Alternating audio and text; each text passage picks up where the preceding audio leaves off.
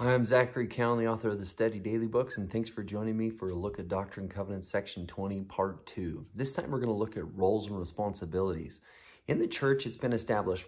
In the Part 1, we established what was already being taught. What's the focus of the church as far as teachings? What do we know and we believe? The second part, in today's section, we're going to look at what are the roles by the officers that have a part to play in it. What's kind of the structure of the church and what goes on there. So you're going to go ahead and you're going to look for three different things. You're going to look for the role of elders, you're going to look for the duty of priests, and you're going to look for the duty of teachers that are brought up. These are really fun to break down and to like assign and then list underneath what those roles are and what they're expected to do. So go ahead, pause your video. You're going to check out verses 38 through 60. What are the roles of an elder, a teacher, and a priest? What are their duties? What are they expected to do?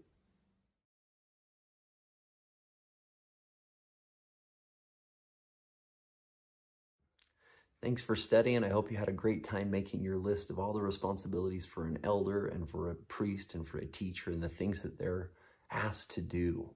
And then you have questions on those things. For instance, what does it mean to expound something?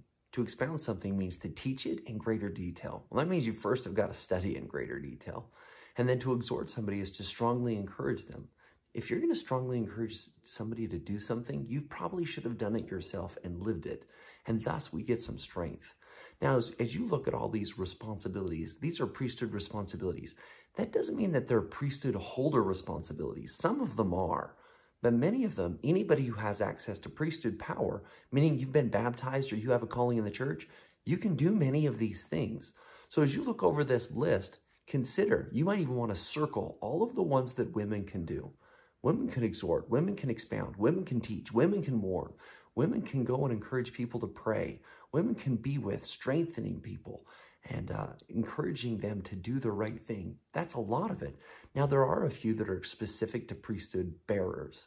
That's a person who has been ordained to a priesthood office. For instance, passing the sacrament, administering the sacrament, performing baptism, laying hands on people's heads.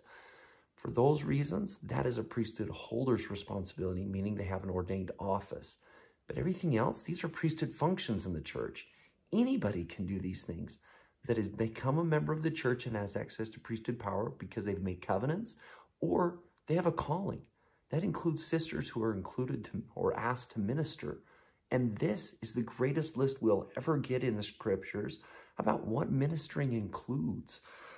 For instance, this idea, look, these people who are to go out and to minister and to be with, we're to watch over the church, we're to be with them, and then to strengthen them. That's an incredible list. Look at verse 59. We get this kind of like a slogan for the whole church that we are to invite all people to come unto Christ. Anybody can do that, and we can go forth and do it. We can go forth and minister and to help them. Now, in verses 61 through 68, you get a great list of like why we have conferences and how often we have conferences. This is why we have general conference, state conferences, and ward conferences, so that people can receive certificates or be sustained or voted for. We love this. If you have ever been put into a calling, there is something about people raising their hand saying, look, I will support you, I will sustain you. You are in good hand, good holding of the church. We're going to do that. And we do this so that we might not be taught by anybody who isn't prepared, who isn't worthy, that we're ready for those things. It's certified that they're a member of the church and we know who to look to, that our leaders know who's teaching us. There is organization and structure about who's exhorting us, who's expounding doctrine to us, who's warning us, and who's trying to prepare us and invite us to come into Christ. Well, I hope that as you've read this and studied over these things, you have felt a desire to be a greater priesthood minister, that there are things that you can do to encourage others, to strengthen them, to be with them, and to lift them up. That's why we have callings. That's why we have priesthood offices in the church, is to invite people to come into Jesus Christ so that they can receive those healing blessings and feelings in their heart and be empowered and then go out and do it for others. Hey, thanks for studying.